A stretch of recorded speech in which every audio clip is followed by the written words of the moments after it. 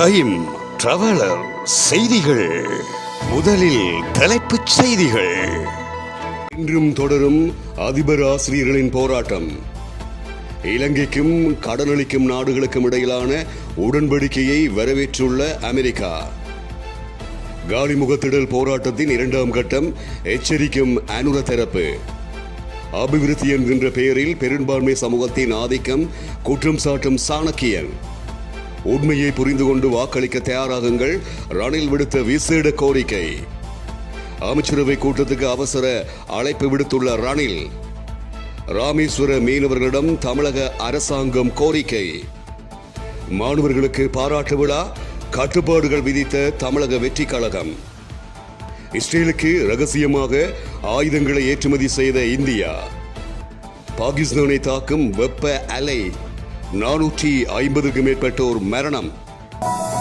தொடர்வென விரிவான செய்திகள். அதிபர் ஆசிரியர்களின் சுகையின விடுமுறை போராட்டம் இன்றும் தொடர இருப்பதாக இலங்கை ஆசிரியர் சங்கத்தின் உபத்தலைவர் ஆவண்ணா தீபன் திலீசன் குறிப்பிட்டிருக்கின்றார். அதிபர்கள் ஆசிரியர்களுக்கு வழங்க வேண்டிய சம்பள முரண்பாட்டுக்கு தீர்வை வழங்காது தமக்கு கிடைக்க வேண்டியதை கேட்கும் அதிபர்கள் ஆசிரியர்களின் ஜனநாயக ரீதியிலான இன்றைய போராட்டத்தை நசுக்க நீர்த்தாரை பிரயோகம் மற்றும் கண்ணீர் புகை குண்டுகள் வீசி அதிபர்கள் ஆசிரியர்கள் மீது முன்பு நடத்தப்பட்ட மிலைச்சித்தனமான தாக்குதல்களை நடத்திய ரணில் ராஜபக்ச அரசாங்கத்தின் அடக்குமுறையை கண்டித்து இன்றைய நாளும் அதிபர்கள் ஆசிரியர்கள் சுகையின விடுமுறை போராட்டத்தை நடத்த இருக்கின்றார்கள். அதிபர்கள் ஆசிரியர்கள் மீதான அடக்குமுறைகளை கண்டிக்கும் விதமாக இன்றும் அதிபர்கள் ஆசிரியர்கள் பெற்றோர்கள் ஆதரவு வழங்க வேண்டும் என்று கேட்டுக்கொள்கின்றோம் என்றும் ஆசிரியர் சங்கத்தின் உபத்தலைவர் ஆவண்ணா தீபன் திலீசன் குறிப்பிட்டிருக்கின்றார். இலங்கைக்கும் கடனளிக்கும் நாடுகளுக்கும் இடையிலான கடன் மறுசீரமைப்பு தொடர்பான இறுதி உடன்படிக்கை செய்தியை அமெரிக்கா வரவேற்றுள்ளது. இலங்கைக்கான அமெரிக்க தூதுவர் ஜோலி சாங் இந்த வரவேற்பை வெளியிட்டிருக்கின்றார். இந்த உடன்படிக்கை இலங்கையின் பொருளாதார மீட்சி மற்றும் பின்னடைவு ஆகியவற்றில் ஒரு சாதகமான படியாகும். இது இலங்கையின் நிதி சூழலில் அதிக நம்பிக்கையை வளர்க்க உதவுகிறது என்றும் அமெரிக்க தூதுவர் தமது எக்ஸ் பதிவில் கூறியுள்ளார். இதற்கிடையில் நீண்டகால செழிப்பு மற்றும் வளர்ச்சியை ஊக்குவிக்கும் வெளிப்படையான மற்றும் நிலையான மாற்றங்களை ஏற்று சீர்திருத்த செயல்முறையை தொடர அமெரிக்கா இலங்கையை ஊக்குவிக்கிறது என்றும் இலங்கைக்கான அமெரிக்க தூதுவர் ஜோலி சங் குறிப்பிட்டிருக்கின்றார். ஸ்ரீலங்கா அரசாங்கத்துக்கு எதிராக காலிமுகத்திடலில் முன்னெடுக்கப்பட்ட போராட்டத்தின் இரண்டாம் கட்டம் இந்த வருட இறுதியில் ஆரம்பமாகும் என தேசிய மக்கள் சக்தி எச்சரித்துள்ளது. இதன்படி அதிபர் தேர்தல் முடிவுகள் வெளியானதை தொடர்ந்து குறித்த போராட்டம் ஆரம்பிக்கப்படும் என அந்த கட்சியின் உறுப்பினர் சமந்த வித்யாரட்ன குறிப்பிட்டுள்ளார். ஸ்ரீலங்கா அரசாங்கத்துக்கு எதிராக காலிமுகத்திடலில் கடந்த 2022 ஆண்டு முன்னெடுக்கப்பட்ட போராட்டம் காரணமாக முன்னாள் அதிபர் கோட்டாபய ராஜபக்ச மற்றும் முன்னாள் பிரதமர் மஹிந்த ராஜபக்ச ஆகியோர் பதவி விலகியிருந்தனர். இதனைத் தொடர்ந்து தந்திரமான நெறியொன்று பதவிக்கு வந்ததாக தேசிய மக்கள் சக்தியின் உறுப்பினர் சமந்த வித்யாரட்ன சுட்டிக்காட்டியுள்ளார். இந்த நிலையில் தந்திரமான நபர்களிடமிருந்து நாட்டை மீட்டு மனிதாபிமானத்துடன் செயல்படக்கூடிய ஒருவரை ஸ்ரீலங்காவின் அதிபராக தமது கட்சி நியமிக்கும் என அவர் குறிப்பிட்டிருக்கின்றார். அத்துடன் அதிபர் தேர்தலின் பின்னர் தேசிய மக்கள் சக்தியின் அதிக உறுப்பினர்களுடனான நாடாளுமன்றம் அமைக்கப்படும் எனவும் அவர் நம்பிக்கை வெளியிட்டிருக்கின்றார். அபிவிருத்தி என்ற பெயரில் தமிழர்களின் இடங்களில் பெரும்பான்மை சமூகத்தின் ஆதிக்கத்தை அதிகரிக்கும் வேலைத்திட்டங்கள் முன்னெடுக்கப்பட்டு வருவதாக மட்டக்களப்பு மாவட்ட நாடாளுமன்ற உறுப்பினர் சாணக்கியன் குற்றம் சாட்டியுள்ளார். அவரது பன்முகப்படுத்தப்பட்ட நிதி ஒதுக்கீட்டில் களுவாஞ்சிக்குடி பகுதியில் அமைந்துள்ள இந்து ஆலயங்களுக்கு வழங்கப்பட்ட நிதியில் மேற்கொள்ளப்படும் அபிவிருத்தி திட்டங்களை அவர் நேரில் சென்று பார்வையிட்டிருக்கின்றார். அதன் பின்னர் ஊடகங்களுக்கு கருத்து தெரிவிக்கையிலேயே அவர் இவ்வாறு தெரிவித்திருக்கின்றார். ஜனாதிபதி ரணில் விக்ரமசிங்க மட்டக்களப்புக்கு வரும்போது அவருக்கு உணவு வழங்கினால் அமைச்சு பதவி பெறக்கூடிய அளவுக்கு நிலைமை வந்துள்ளது. இந்த அமைச்சு பதவியை வைத்துக் கொண்டு தொடர்ந்தும் தெற்கின் அரசாங்கத்தினுடைய நிகழ்ச்சி நிரலை நடைமுறைப்படுத்துவதற்குரிய பரிசுகளாகவே இவர்களுக்கு விசேடமான நிதி லஞ்சம் கிடைப்பதாகவும் நாம் அறிகின்றோம். இதனை மக்கள் நன்கு அறிந்து இந்த மாவட்டம் தொடர்ந்து தமிழ் மக்கள் பெரும்பான்மையாக வாழ்கின்ற மாவட்டமாக இருக்க வேண்டும் என நாம் நினைத்தால் மக்கள் எதிர்காலத்தில் சரியான தீர்மானங்களை எடுக்க வேண்டும் எனவும் அவர் குறிப்பிட்டிருக்கின்றார். நாடு எதிர்நோக்கும் சவால்களை உண்மையை புரிந்து கொண்டு அவற்றுக்கு நடைமுறை தீர்வுகளை வழங்கி முடிவுகளை காட்டிய தன்னுடன் சேர்ந்து நாட்டை முன்னோக்கி கொண்டு செல்வீர்களா, இல்லையேல் இன்னும் பிரச்சனையை புரிந்து கொள்ளாத மற்றும் அதிகாரத்துக்காக இருட்டில் தடவிக் கொண்டிருக்கும் குழுக்களுடன் இணைவதா என்பதை நாட்டு மக்கள் தீர்மானிக்க வேண்டும் என அதிபர் ரணில் விக்ரமசிங்கே குறிப்பிட்டுள்ளார். நாட்டுக்கு விசேட உரையொன்றை ஆற்றும் போதே அதிபர் இவ்வாறு குறிப்பிட்டார். இலங்கையின் பிரதான உத்தியோகபூர்வ இருதரப்பு கடன் வழங்குநர்களுடன் கடன் மறுசீரமைப்பு பேச்சுவார்த்தைகளை நிறைவு செய்து இறுதி உடன்பாடு எட்டப்பட்டுள்ளது. சீனாவின் எக்ஸிம் வங்கியுடன் பீஜிங்கில் இறுதி உடன்பாடு எட்டப்பட்டிருப்பதோடு அது அதற்கான முறையான நடைமுறைகள் தற்போது முன்னெடுக்கப்பட்டு வருவதாக அதிபர் ரணில் விக்ரமசிங்கே குறிப்பிட்டார். நாட்டை நேசிக்கும் அனைவருக்கும் இது நற்செய்தி என்று தெரிவித்த அதிபர், சிலர் அதிபர் பதவிக்காக கடுமையாக பாடுபடும் நிலையில் தான் நாட்டுக்காக பாடுபட்டு வருவதாகவும் ஜனாதிபதி இவ்வாறு குறிப்பிட்டிருக்கின்றார். அவர்கள் தமக்கு கிடைக்கும் பதவிகளை பற்றி கனவு காணும் போது தான் நாட்டின் அபிவிருத்தியை பற்றி கனவு காண்பதாகவும் அவர் கூறியுள்ளார். அன்று மக்களுக்கு வழங்கிய வாக்குறுதியின் பிரகாரம் இலங்கை தாயை ஆபத்தான தொங்கு பாலத்தினூடாக கொண்டுவர முடிந்ததாக தெரிவித்த அதிபர், குணு வெட்டையே நாடகத்தில் வருவதை போன்று கடினமான நிலைமையில் குழந்தையை பாதுகாப்பதற்கு அஞ்சி எந்த ஆதரவையும் வழங்காத தரப்பினர் குழந்தை தொங்கு பாலத்தை கடக்கும் முன்பே குழந்தையின் உரிமையை கேட்டு போராடுவதாகவும் அவர் சுட்டிக்காட்டியுள்ளார். அதிபர் ரணில் விக்ரமசிங்கே அவசர அமைச்சரவை கூட்டத்துக்கு அழைப்பு விடுத்துள்ளார்.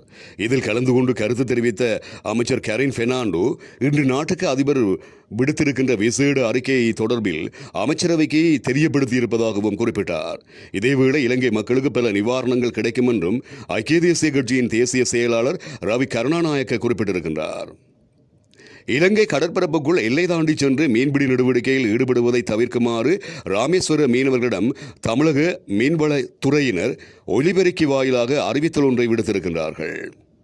எல்லை தாண்டி மீன்பிடித்ததாக கடந்த ஒரு வாரத்தில் 30க்கும் மேற்பட்ட தமிழக மீனவர்கள் அடுத்தடுத்து இலங்கை கடற்படையால் கைது செய்யப்பட்டுள்ள நிலையில் ராமேஸ்வரத்திலிருந்து மீன்பிடிக்க செல்லும் மீனவர்கள் சர்வதேச கடல் எல்லையை தாண்டி செல்ல வேண்டாம் எனவும் உயிர்காக்கும் உபகரணங்களை கையில் வைத்துக் கொள்ளுமாறும் ராமேஸ்வரம் மீன்வளத்துறை அதிகாரிகள் ஒலிபெருக்கி ஊடாக எச்சரிக்கை விடுத்துள்ளனர். ராமேஸ்வரம் மீன்வளத்துறை உதவி இயக்குனர் அப்துல் காதர் ஜெய்வானி அவருடைய உத்தரவின் பேரில் மீன்வளத்துறை அதிகாரிகள் ஒலிபெருக்கி வாயிலாக இந்த அறிவித்தலை விடுத்துள்ளனர். மீனவர் அடையாள அட்டை மற்றும் மீன்பிடி படகின் உரிய ஆவணங்களை வைத்துக் கொள்ளுமாறும் மீனவர்களுக்கு அறிவித்தல் விடுக்கப்பட்டிருக்கிறது. ராமேஸ்வரம் மற்றும் ராமநாதபுரம் மாவட்டம் ராமேஸ்வரத்திலிருந்து கடந்த சனிக்கிழமை மீன்பிடிக்க சென்ற 3 விசைப்படகுகளையும் அதில் இருந்த 22 மீனவர்களையும் எல்லை தாண்டி மீன்பிடித்த குற்றத்துக்காக இலங்கை கடற்படையினர் கைது செய்துள்ளனர். அதனைத் தொடர்ந்து 10 நாகை மீனவர்களையும் இலங்கை கடற்படையினர் கைது செய்தனர். இந்திய மீனவர்களின் அத்துமீறிய மீன்பிடி நடவடிக்கை காரணமாக கைது நடவடிக்கைகள் தொடர்வதால் தற்போது இருதரப்பு மீனவர்களுக்கிடையேயும் பதற்றமானதொரு சூழலும் ஏற்பட்டுள்ளமை இங்கு குறிப்பிடத்தக்கது. சென்னையில் 10ஆம் வகுப்பு மற்றும் 12ஆம் வகுப்பு பொதுத் தேர்வில் அதிக மதிப்பெண் பெற்ற மாணவர்களுக்கு தமிழக வெற்றி கழகம் சார்பில் பாராட்டு விழா நடைபெற உள்ளது. சென்னையில் எதிர்வரும் 28 மற்றும் ஜூலை 3ஆம் நாள் குறித்த பாராட்டு விழா நடைபெற உள்ளது. பாராட்டு விழாவில் நடிகர் விஜய் பங்கேற்று மாணவர்களுக்கு பரிசுகள் வழங்கி பாராட்டும் நிலையில் விழாவுக்கான கட்டுப்பாடுகள் அறிவிக்கப்பட்டுள்ளது. அதன்படி பாராட்டு விழாவில் செல்போன் கொண்டுவர தடை விதிக்கப்பட்டுள்ளது. அதேபோன்று பேப்பர் பேனா கொண்டுவரவும் தடை விதிக்கப்பட்டுள்ளது. விழாவில் மாணவர்களுடன் பெற்றோர் உடன் பிறந்தவர்களுக்கு மட்டுமே அனுமதி அளிக்கப்படும் எனவும் செய்திகள் தெரிவிக்கின்றன. காசாவில் நடைபெற்று வரும் போருக்கு மத்தியில் இந்தியா இஸ்ரேலுக்கு ஆயுதங்கள் மற்றும் இராணுவ உபகரணங்களை ஏற்றுமதி செய்து வருவதாக தகவல்கள் வெளியாகியுள்ளன. ஸ்பெயினின் கடற்கரையில் நிறுத்தப்பட்ட ஒரு சரக்கு கப்பலில் இஸ்ரேலிய பாதுகாப்பு படைகளுக்கு 30 தொன்களுக்கும் அதிகமான ராக்கெட்டுகள் மற்றும் வெடிபொருட்கள் இருந்ததை முதன்மையான செய்தி ஊடகம் ஒன்று உறுதிப்படுத்தியிருக்கிறது. இந்த கப்பல் தென்கிழக்கு இந்தியாவிலிருந்து புறப்பட்டு போரினால் பாதிக்கப்பட்ட காசா பகுதியிலிருந்து சுமார் 30 கிலோமீட்டர், அதாவது 18 மைல் தொலைவில் உள்ள ஆஸ்ட்ரோத் துறைமுகத்துக்கு சென்று கொண்டிருந்தது. செங்கடலில் தொடர்ச்சியான ஹவுதி தாக்குதல்களை தவிர்ப்பதற்காக இந்த கப்பல் ஆப்பிரிக்காவை சுற்றி வந்தது. அதேவேளை பலஸ்தீன கொடிகளை ஏந்தி துறைமுகத்தில் திரண்ட மக்கள் இஸ்ரேலுக்கு ஆயுதங்களை கொண்டு சென்றதாக சந்தேகத்தின் அடிப்படையில் கப்பலை ஆய்வு செய்ய அதிகாரிகளுக்கு கோரிக்கை வைத்தனர். இந்த நிலையில் ஐரோப்பிய நாடாளுமன்றத்தின் இடதுசாரி உறுப்பினர்கள் சிலர் ஸ்பெயின் அதிபருக்கு எழுதிய கடிதத்தில் தொடர்புடைய கப்பலானது ஸ்பெயின் துறைமுகத்தில் நங்கூரமிட அனுமதிக்க கூடாது என்றும் கோரியிருந்தனர். இருந்தனர். இஸ்ரேலுக்கு ஆயுதங்கள் ஏற்றப்பட்ட கப்பலை அனுமதிப்பது என்பது பலஸ்தீன மக்களுக்கு எதிரான இனப்படுகொலைக்காக தற்போது விசாரணையில் உள்ள ஒரு நாட்டுக்கு ஆயுதங்களை கொண்டு செல்வதை அனுமதிப்பதாகும் என அந்த 9 உறுப்பினர்களும் குறிப்பிட்டிருக்கின்றார்கள். வெப்ப அலை தாக்கியதில் பாகிஸ்தானின் மிகப்பெரிய நகரமான கராச்சியில் 4 நாட்களில் 450க்கும் மேற்பட்டோர் மரணமடைந்திருப்பதாக தகவல்கள் வெளியாகியுள்ளது. பாகிஸ்தானின் துறைமுக நகரமான கராச்சி கடந்த சில நாட்களாக கடுமையான வெப்பமான காலநிலையால் பாதிக்கப்பட்டிருக்கிறது. தொடர்ந்து 3வது நாளாக 40 டிகிரி செல்சியஸை தாண்டி வெப்ப அலை வீசி வரும் நிலையில் கடலோர பகுதிகளில் மிக அதிகமாக வெப்பநிலை வீசுகிறது. கடந்த 4 நாட்களில் குறைந்தது 427 உடல்களை பெற்றிருப்பதாக அந்த நாட்டில் இருக்கின்ற அறக்கட்டளை ஒன்று செய்தியை வெளியிட்டிருக்கிறது. குறித்த அறக்கட்டளையானது பாகிஸ்தானின் மிகப்பெரிய நலன்புரி அறக்கட்டளை மற்றும் ஏழைகள், வீடற்றோர், ஆதரவற்ற குழந்தைகள், தூக்கி எறியப்பட்ட குழந்தைகள் மற்றும் தாக்கப்பட்ட பெண்களுக்கு பல்வேறு இலவச அல்லது மானிய விலையில் சேவைகளை வழங்குகிறது. இது குறித்து அறக்கட்டளையின் தலைவர் பைசல் எதி தெரிவிக்கையில், கராச்சியில் அறக்கட்டளையின் கீழ் 4 சவக்கிடங்குகள் செயல்படுகின்றன. மேலும் எங்கள் பிண அறையில் அதிக உடல்களை வைக்க இடமில்லாத நிலையை நாங்கள் அடைந்துள்ளோம். பெரும்பாலான உடல்கள் வீடற்றவர்கள் மற்றும் தெருக்களில் போதைக்கு அடிமையானவர்கள் உடையது.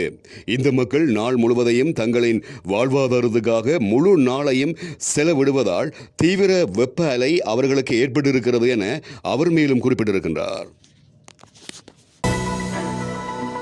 இத்துடன் டைம் டிராவலர் செய்திகள் நிறைவடைகின்றன.